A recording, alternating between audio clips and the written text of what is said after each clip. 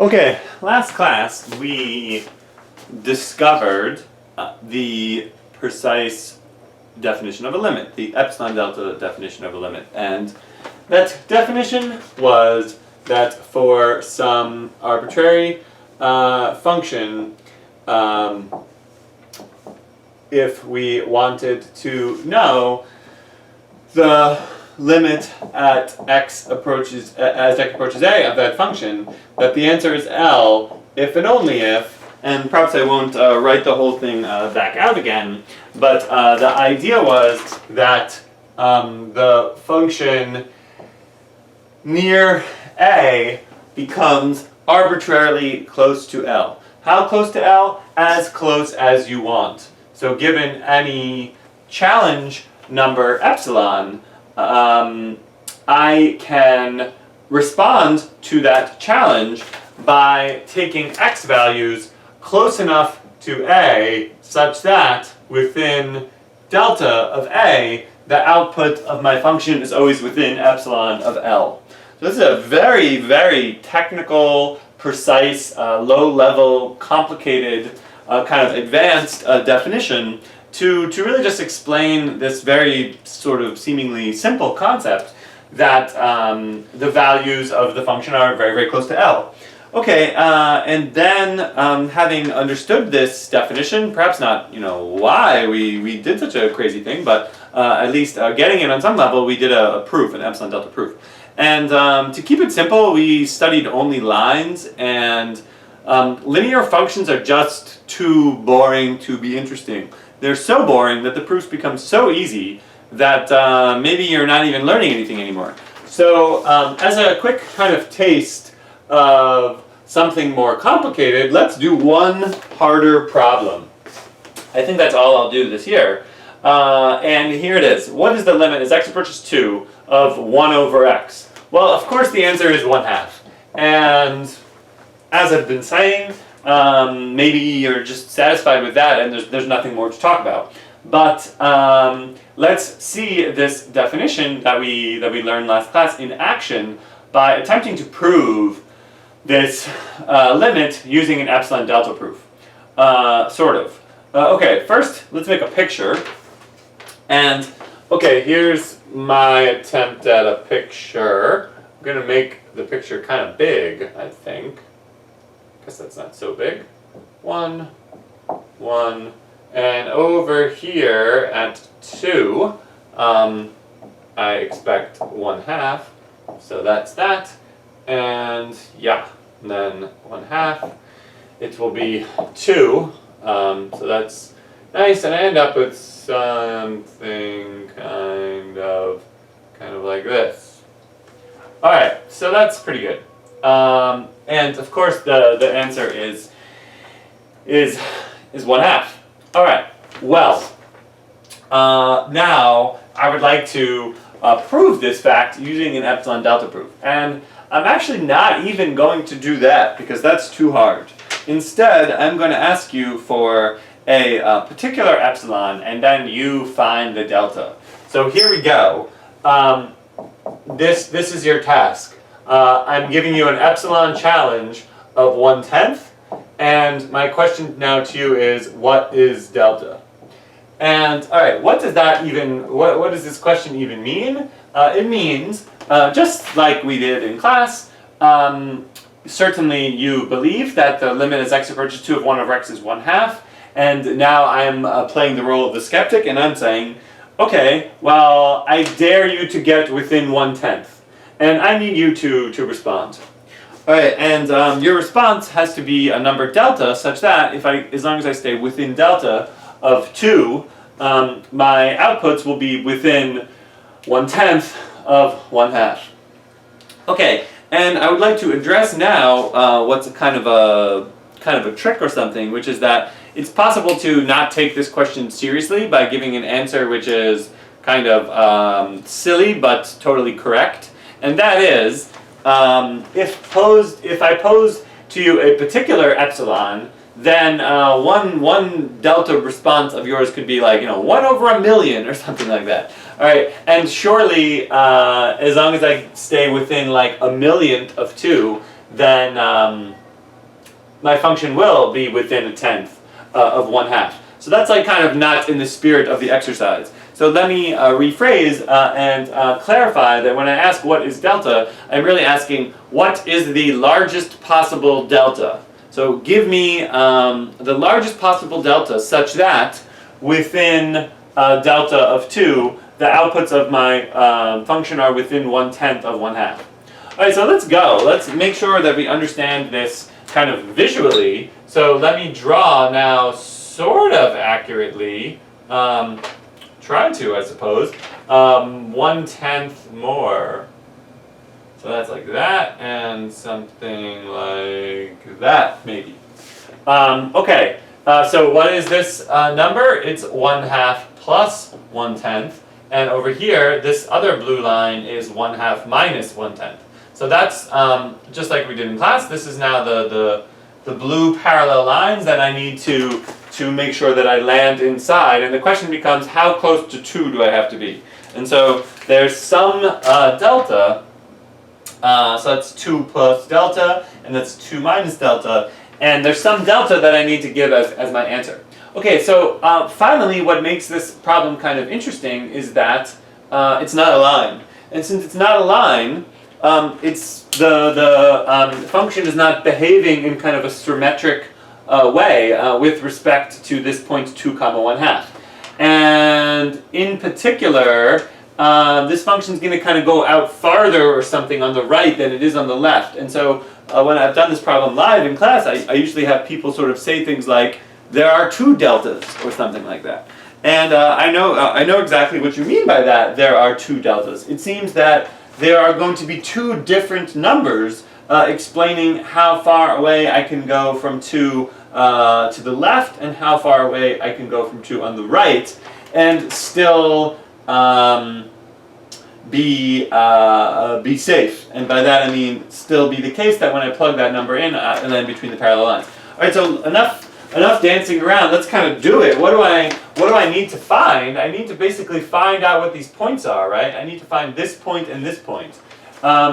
And maybe I can even do this in my head, or maybe I want to do some algebra. What is this point? This seems like something that we can do. Well, it's 1/2 plus a tenth. What is 1/2 plus a tenth?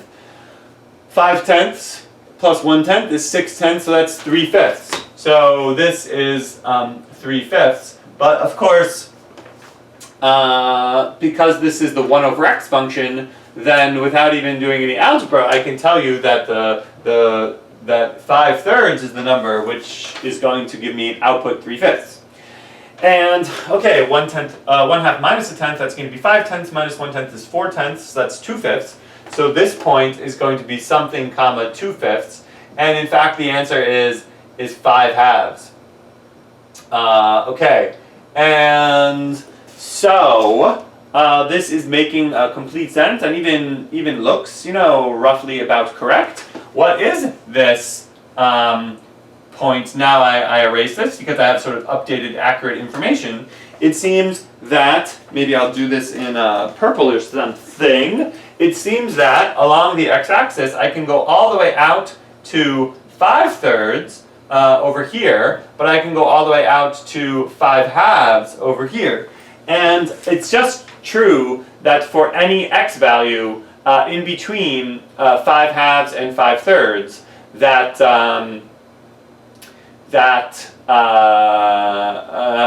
this function will land between 2/5 and 3/5. Okay, but that doesn't answer sort of my question, because my question is, what is delta? What is delta supposed to be again? Delta is the number which expresses how far away from 2 I'm allowed to go. And how far away from 2 am I allowed to go? Well, once again, I'm allowed to go sort of 1/3 in that direction and 1/2 in that direction. But built into the definition of a limit is that I need to answer with a single number, right? I get challenged with a single positive number epsilon, I must respond with a single number delta. So now, maybe this is kind of obvious, maybe not. What is the single number that I should and must respond with? And this single number must be a number which tells me how far away from 2 I'm allowed to go. And okay, the answer just has to be 1/3. Because if I'm allowed to drift 1/3 away from 2 to the left, but I'm allowed to drift 1/2 away from 2 on the right, if you force me to answer with a single number, then I need to pick the smaller of those two numbers. I need to be conservative. 1/3 is the number which, within 1/3 of 2, I will be safe. Okay. So maybe that was very sort of clear. So now I'll kind of update things with what are the sort of key x values. The key x values are everything from 5/3 to 7/3. So and now because I'm forced to give a symmetric interval, you know, sort of there it is. Okay, so if someone were to ask me, hey, I challenge you, epsilon equals 1/10, then my response is delta equals 1/3. And as long as you stay within 1/3, everything's going to be okay. And no larger delta is possible. Of course, for any delta that is a correct answer, any smaller delta will also be a correct answer.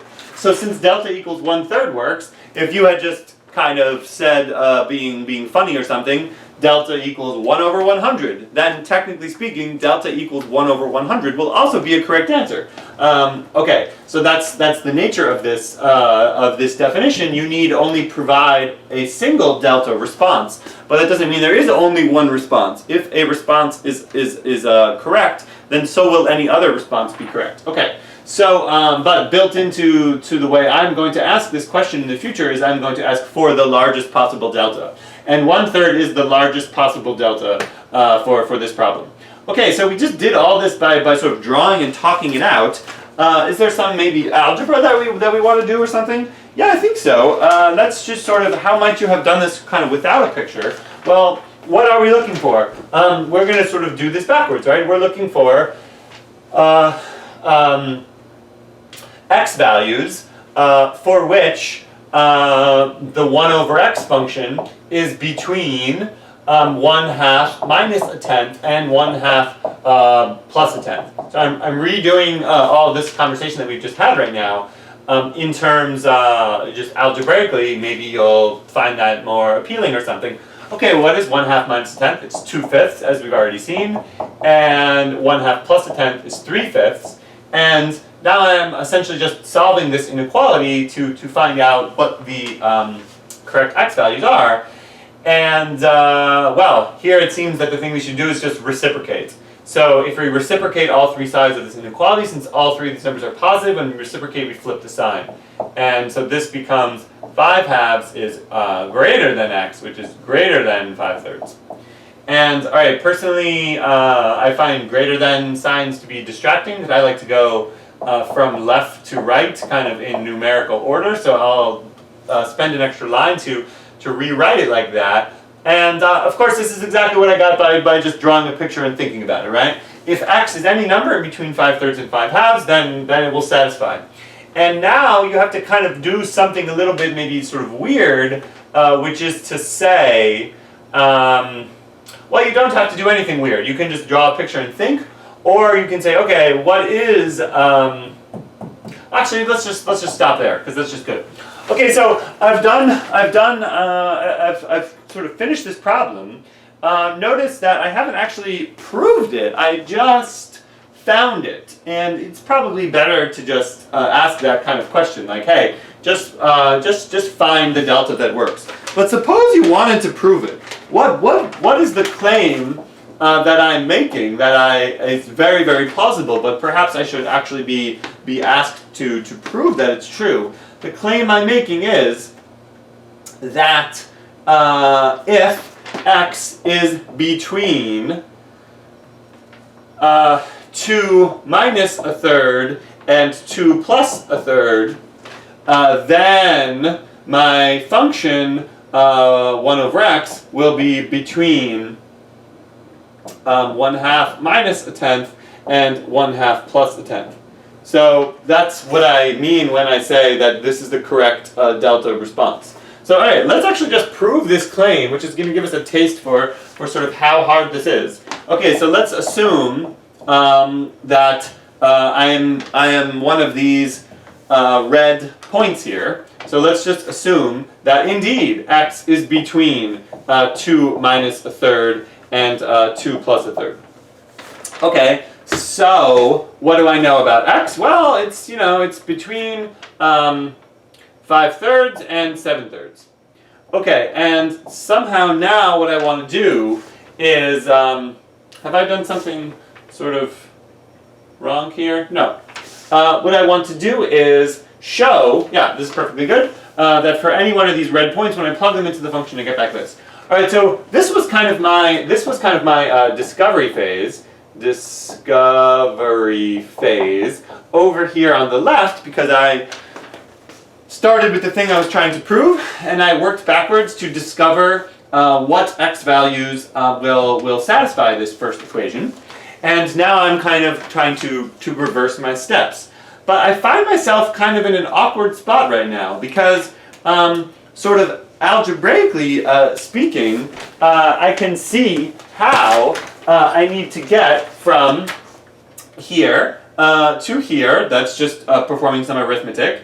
From here to here is just some absolute value, or sorry, some reciprocation. And yeah, this is just the same thing. So I kind of know that I need to get here. After all, isn't one of the goals of discovery phase to provide a blueprint for how to do the proof? When it comes to doing the proof, I just reverse the steps. And so I need to get here somehow, but I'm kind of like here. So this is awkward, and what it shows is the fundamental sort of asymmetry here means that this proof is not going to be a just complete regurgitation of the discovery phase backwards. And that's because the algebraic moves that we need to perform are asymmetric, but they work in the direction that they need to work in. All right, what am I talking about? You have to be a little crafty now. You have to say, okay, what does it really mean if x is between 5 thirds and 7 thirds? We did something like this last semester a little bit when we did our proofs by induction. Well, this is really like two facts put together. This is a compound inequality after all. And so on the one hand, it says that x is bigger than 5 thirds, and the other thing I know is that x is less than 7 thirds. And now what I need to do is I need to intentionally weaken my statement. I need to replace x is less than 7 thirds with x is less than 5 halves. Now, is that a valid step? It is a valid step. It is strange because it is not in the same family of kind of algebra 1 sort of mindless manipulations that you may be used to, but it's certainly valid, right? 5 halves is bigger than 7 thirds. And so if there is some number x which is less than 7 thirds, then it is also less than 5 halves. Okay, and this is just because 7 thirds is less than 5 halves. And so if you sort of demand it, you can think of this as an application of transitivity. X is less than 7 thirds is less than 5 halves, therefore x is less than 5 halves. But this key step, and I think this is what makes this what makes this a hard proof, is that this step is not reversible. Okay, what have I now done? I have broken up this compound inequality into two compound inequalities. I rewrote this in a weaker form, and now I'm just going to put it back together. And I get 5 thirds is less than x, which is less than 5 halves. Alright, what was the point of all these kind of strange steps? Well, that's because I really wanted this line. Why? Because looking back at discovery phase, like that's the algebra that I needed. And now I sort of push forward by reciprocating both sides. So this becomes 3/5 is greater than 1 over x, which is greater than 2/5. And let's see, what's left? Not much. Let me just squeeze this in. So this I will rewrite one more time as 2/5 is less than 1 over x, which is less than 3/5. And now I will just subtract 1/10 from... What am I doing? I will subtract... no, I will just... Oh, no, I'm just dumb. Because 2/5 just is 1/2 minus a tenth, and 3/5 just is 1/2 plus a tenth. And so we're done.